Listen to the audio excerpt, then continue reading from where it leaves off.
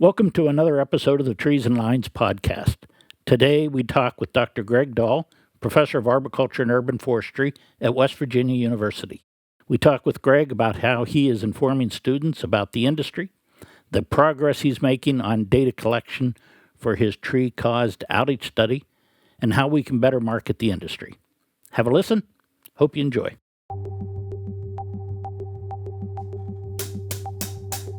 Welcome back, Greg. Appreciate your willingness to come back, talk to us again. It was roughly a year ago, I think, that we last spoke.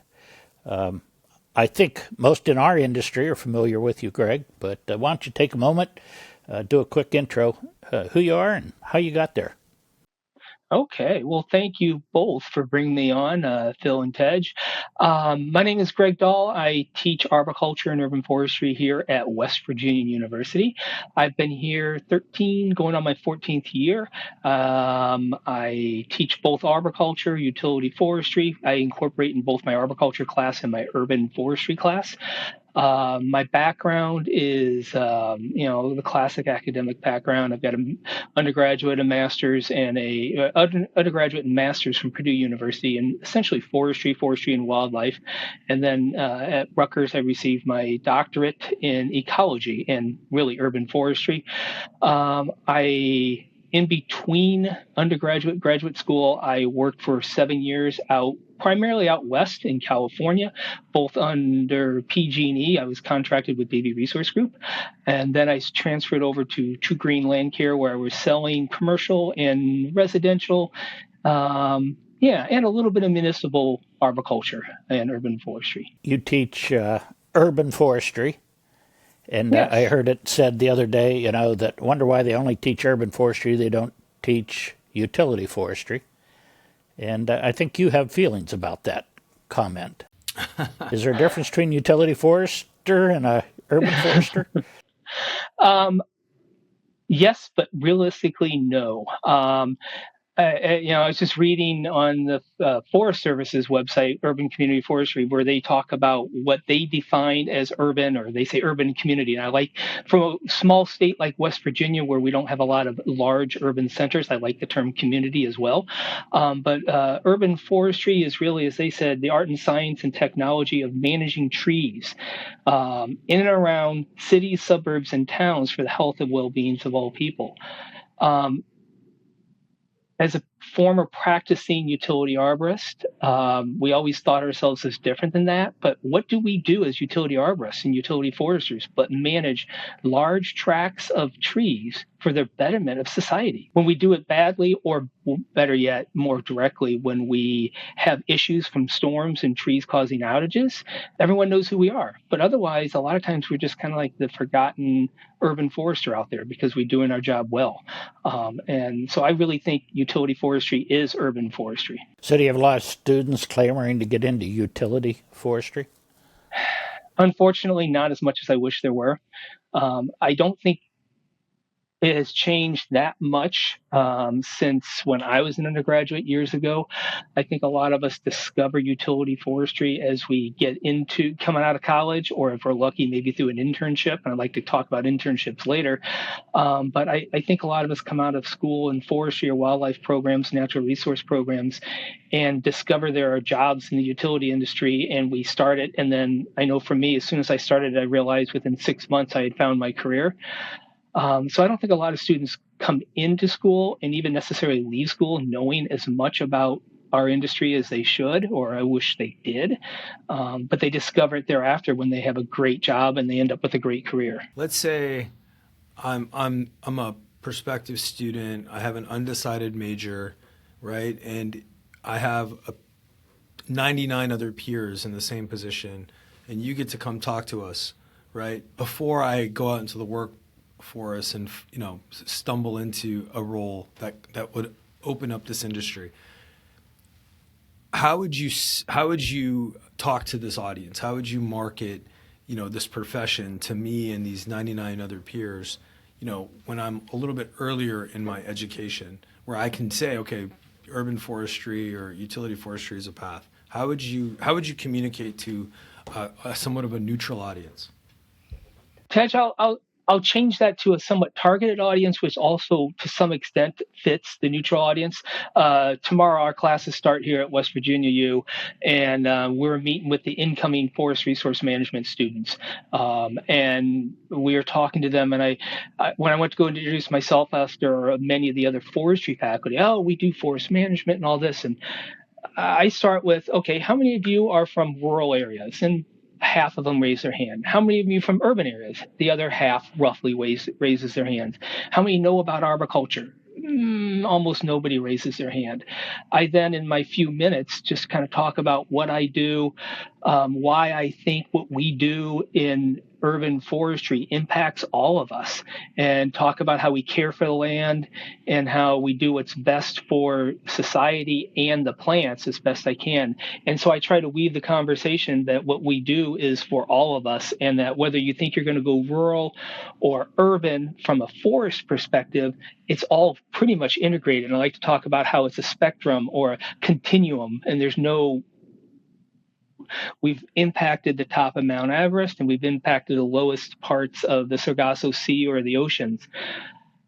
Humans have impacted everything, so be part of the solution rather than just part of the problem. I guess the base audience that you're already targeting are people that have some environmental focus, have an appreciation for nature and that component. So okay. No, I was just curious because I often hear, the recurring theme with everyone so far that I've met in this industry that's truly from the industry is like, well, I didn't plan a career here. It found me, right? And I'm just wondering how someone in academia now, when you're talking to students and preparing them for this industry, how are you communicating with them? And I think, we talked a little bit offline. Labor shortages are a constant topic in the space, and given that you get to influence some of the new population coming in, what are some of the messages that you're giving them in terms of, how to prepare themselves and a changing industry with data analytics? Like, have you had to tailor your curriculum for the evolution of what's going on? We're in the process of updating our curriculum. I think many programs are doing it often, but we're really in the mix of it, and we're trying to decide how to bring AI and the modern tools into our classroom. And I just had conversations recently about that, even yesterday, with the faculty over in natural resource management, and we're trying to understand. I had students last year. I asked them in my urban forest class to use AI to put together a lecture for, I think it was coded, the compartmentalization of decay in trees model. And half the students were disgruntled with having to forcing them to make a AI account, a ChatGPT account. And that, as a nearly 60-year-old, I thought that was crazy. I was talking to 20-year-olds, and I thought they would have just all had it. Right. The other half thought it was great. So I find it interesting. Sometimes we may have misperceptions of what the youth of today, how they feel. I think all of us feel that they're very integrated in what's happening out in industry, or more importantly, what's happening in the tech world. I think there's still a good mix of people at the continuum of very deep into it, as well as very early, if not all, not in it at all. So we're trying to figure out how we're going to bring that into our classroom. As I talk with students, I try to figure out where they're at and how they got to where they're at today, and realizing, without preaching as the old person in the room, that, hey, you're going to go through life and you're going to have forks in the road, you're going to make decisions, and it's going to lead you on a path that may be straight, it may be serpentine, but your path, what you think it is today, may be very different. You have to be careful not to preach to them, but try to talk to them with your experience and how it may impact them.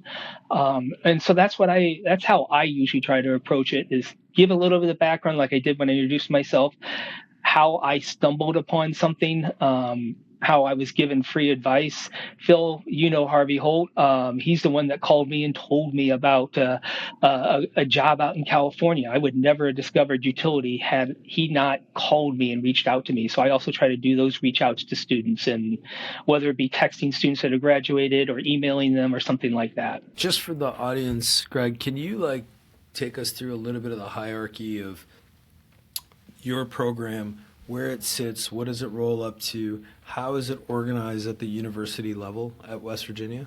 Sure. Currently, we're called Forestry and Natural Resources, or Forestry, what is it? FRM, Forest Resource Management is the actual major.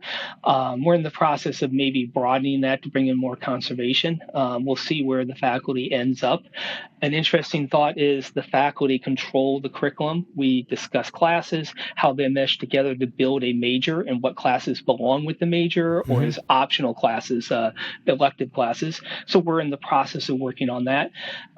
We then answer at the university level to our school, which is a School of Natural Resources and the Environment, which is taking care of wildlife, natural resources, forestry, wood science, all those other programs. Actually, environmental science as well. Environmental soil and water science is another program that we have under our school, which is answering to our College of Agriculture, and then that answers directly to the university. And as any business, as much as I wish a university wasn't a business, we're all in the world of business, whether it's academics or the other business worlds that are out there. We have to answer on each step. So if I want to adjust my curriculum, I have to have faculty and administrators agree with our adjustments. And there's a lot of checks and balances, good checks and balances on that process. Yep. Okay. Oh, interesting. So you mentioned mentoring earlier. Yeah.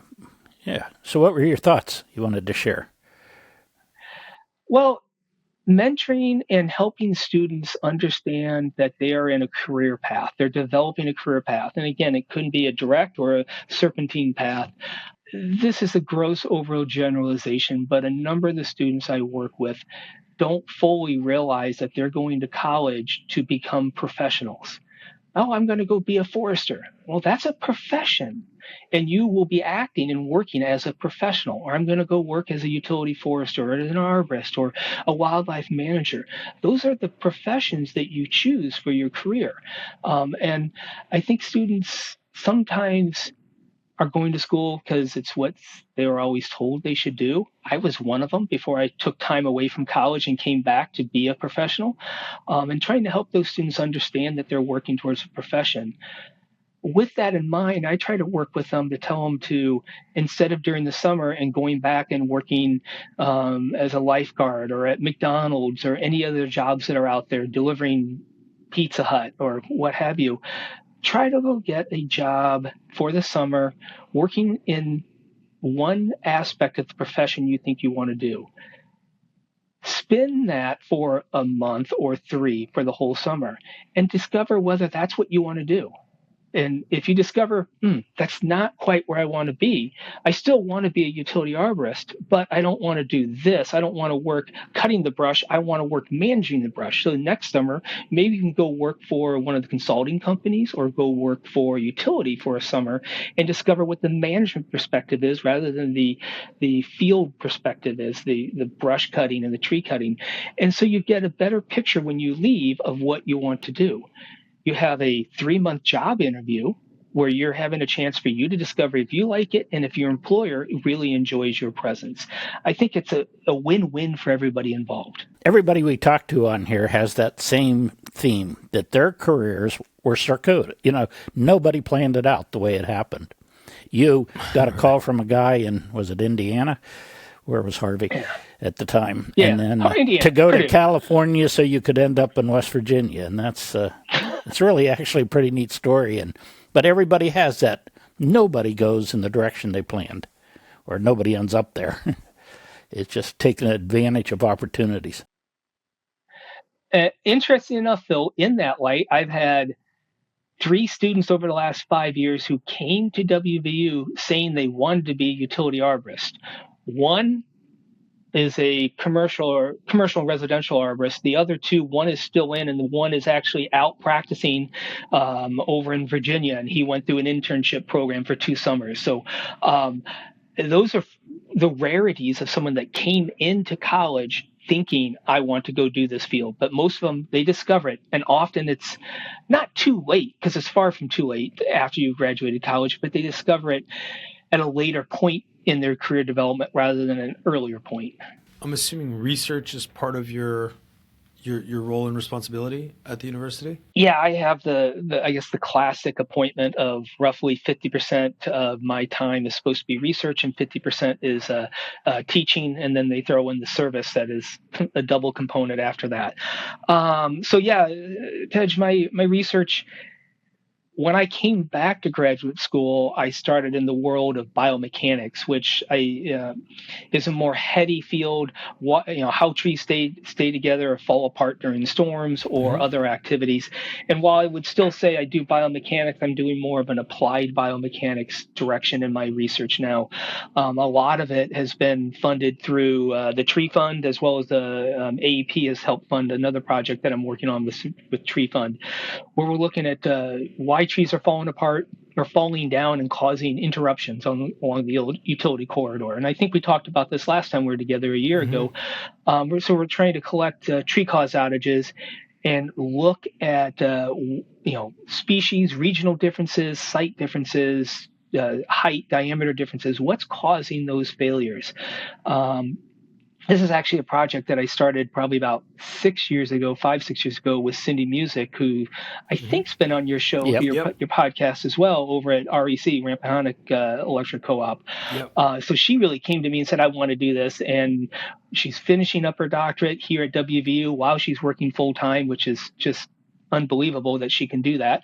And so that's kind of started my direction of where I'm going, trying to help us as an industry understand how we can manage better, I'd say, for resiliency. As that buzzword that we're hearing a lot out there, trying to identify higher risk areas that have higher both likelihood of failure of trees as well as the consequences of the outages, and try to attack those and trying to help the field forester get a better feel for that.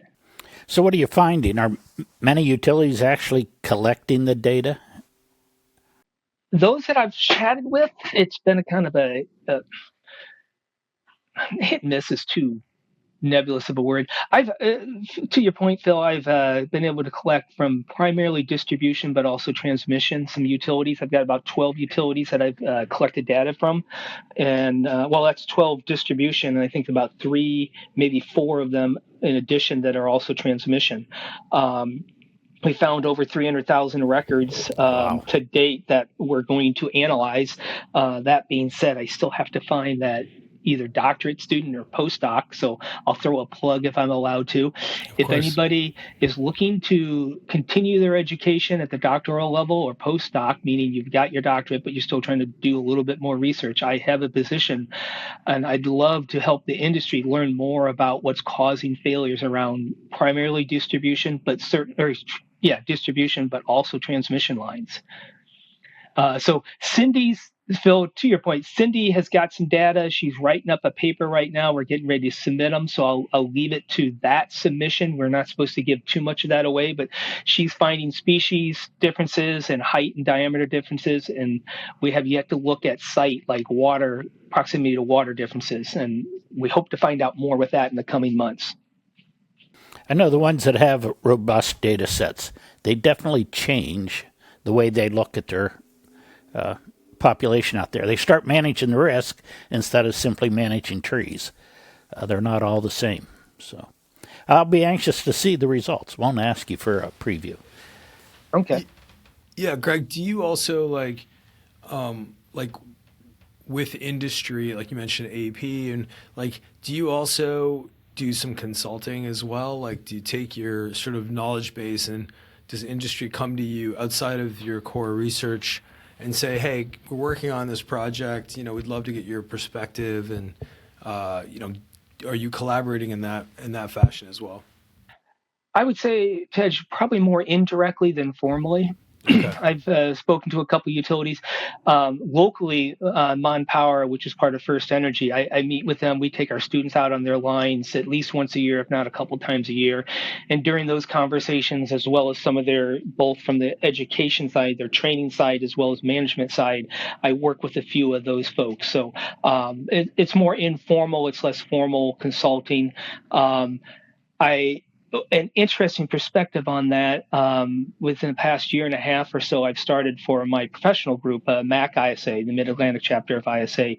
I'm doing their track training, the tree risk assessment qualification training. And Phil, you said you those companies that you've chatted with, as they learn more about from their tree cause outage reports, they're doing more risk management rather than individual or tree management. I I really liked the way Goodfellow and a few folks that helped him on that, but it was primarily John, put together that utility tree risk assessment BMP. I really think we can do more at trying to minimize at least the big outages by doing risk management, and looking at all three of those components. I'd love to see more of us as utility foresters embracing those utility tree risk management protocol, whether you're getting a formal track course or not. But I'd love to work with anybody to try to figure out how we can bring that more into our profession. So you mentioned 300,000 records. That's pretty impressive. I never thought you'd be anywhere near there. But are those audited, confirmed? I don't know if you know Dr. Russell down at Texas A&M, and I always quote him, and I think he said at least 25% of the first responders' reports are wrong. Or that was a paraphrase. I didn't quote him, but that's the idea. So if you're not auditing, is your data good? Well, so thank you, Phil. I got a hold of a couple small data sets years ago from a utility forester that has since retired. But really starting with Cindy's data from REC over in Virginia, these are, and from what I've chatted with the other 300,000 plus that we've gotten, these are field audits of outages that were labeled as tree caused and that were confirmed as tree causes. And some of them are as nominal as the tree was the species and it was inside or outside the right of way, but a good number of them have much more information, estimate of the tree size, an estimate of the tree down to the genus or maybe even species level. So they actually did a field audit on most of these and confirmed the species and maybe some site locations, whether it's slope, if the tree was in or outside the right of way. So it's really good data that is going to help us hopefully narrow down, give some ideas of what is actually happening out there at a regional level. Yeah. So I'm assuming that if anybody's listening and they are inspecting their outages, you'd accept their data? The ones that I'm getting, yes, they are inspected, field inspected. So yeah. And you'd I like do not more. know how many. Oh, in the world of AI, and I won't be using exclusively artificial intelligence, but also other machine learning tools, which essentially is AI, the more data you have, the far more power you have to find nuances and interesting stories. So I am pleased with the numbers I have right now. I'm still in talks with a couple other larger utilities to get more. And I mean, let's face it, it's at 300,000. If I got up to 1 million, I think we'd have some really good information. Most of the data I have is Eastern centric, although that's not correct. I have stuff going. I did get some stuff from California. I have a little bit from the Central Plains and the mountains, but most of it I would say is from the Mississippi over to the east. The industry has become more profile. It's with all the events and utilities increased focus in this space. We haven't necessarily seen a university response, right? There's University of West Virginia, right? They're doing their thing, and there's a handful of other colleges that have degreed programs, but we haven't really seen a response in terms of like other universities and other education outlets really growing the footprint or putting it under their resource management. Why do you think that is? Why do you think there's been that response hasn't been there? That's a good question that I don't have as strong of a handle on as I would like to. And Tej, if you'll let me, I will expand that to just forestry in general. Yeah, please. There's a lot. I mean, we continue to be a fairly populous country when it comes to trees and forestry operations and everything else. We still have lots of good jobs out there in the natural resource field that includes very, very much utility forestry, very much utility urban forestry. And I don't think a lot of students, again, getting back to considering it, those that consider a profession going forward, they don't understand that this could be a profession for them, a career choice for them. And trying to get in front of them, as you kind of asked, how do I try to? I don't get in front of enough undecided students. It's sometimes hard to get into those entry level classes that are taught in a different part of the university, and they don't necessarily, as an instructor, you're not going to let Dahl come in from urban forestry, because then you have to bring someone in from biological studies and a lot of other faculty member. Yep. So I think trying to get where's the beef marketing, or what was it, the dancing raisins for when we were growing up, when we were younger, some type of marketing that can get across to the students as they're developing their career choices to understand that these are professions. That's an expense, and I'm not sure if our industry has the finances to do that, but I think we need to find a way to market to these students and get our career choices, our profession in front of them somehow. No, that's fair. That's fair. Yeah, it's been a question we've been asking for decades, but we'd never get an answer, not one that really gets us to the end. I'm predicting that's going to change. I think the word is out, right? And it may take a little bit more time, but I think the industry is becoming more technologically involved. There's more data, there's remote sensing. And, I think, to your point, I think it just has to be marketed a little bit differently. But I think there will be a draw to students that want to integrate nature, technology, and understand the fact that, just little stated facts, I think, would draw people's attention, like that the number one cause of outages to the electric grid, as an example, are trees, right?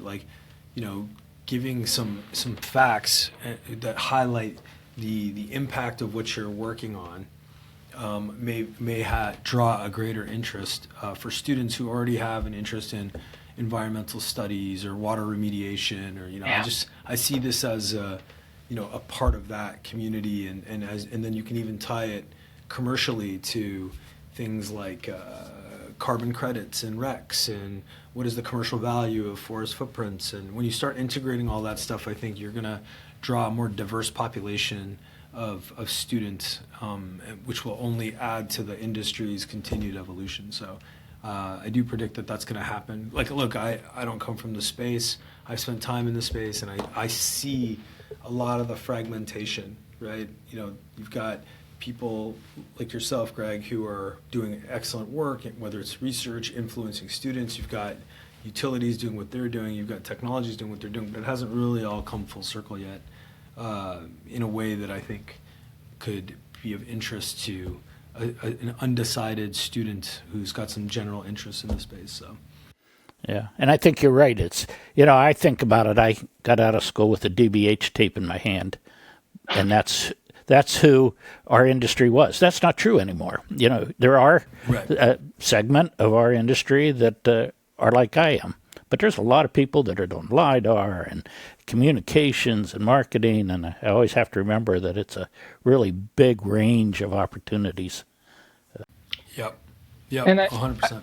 Tej, as you mention all that, I also think about how the utility industry is undergoing a big change, and definitely an expansion with the number of data centers that are growing in certain parts of the country, and having to build new transmission lines, distribution lines to them.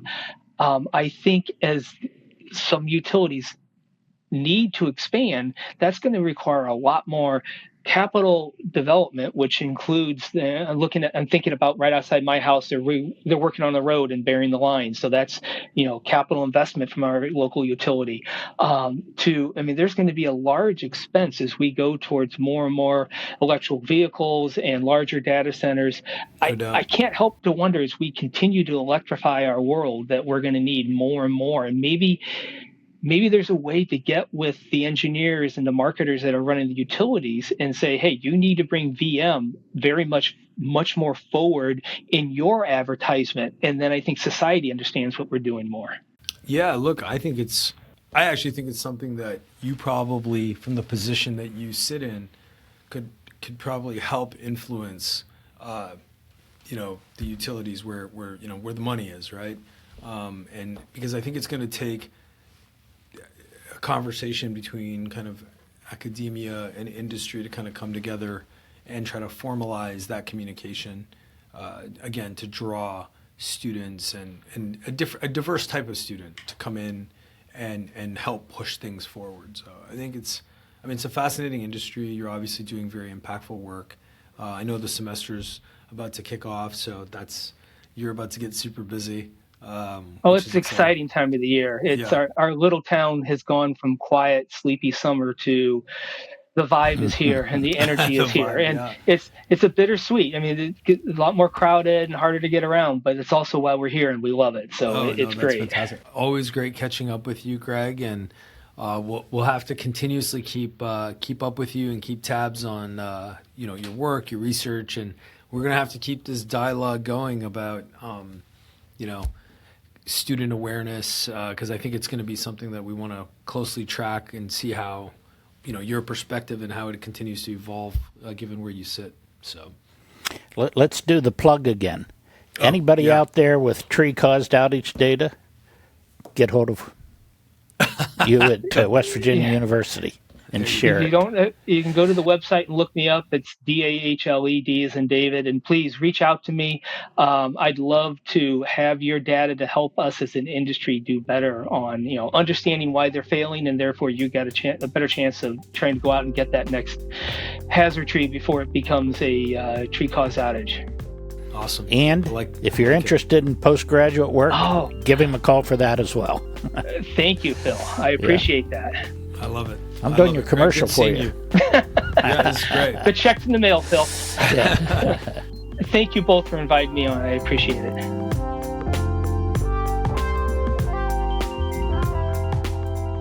That's it for this episode of Trees and Lines, brought to you by Iapetus Holdings. If you like the show, please give us a 5-star rating on Apple or Spotify. If you have any questions or comments on any of our episodes or ideas for topics or guests, we'd love to hear from you. Please contact us at treesandlines@iapetusllc.com. We'll chat with you soon.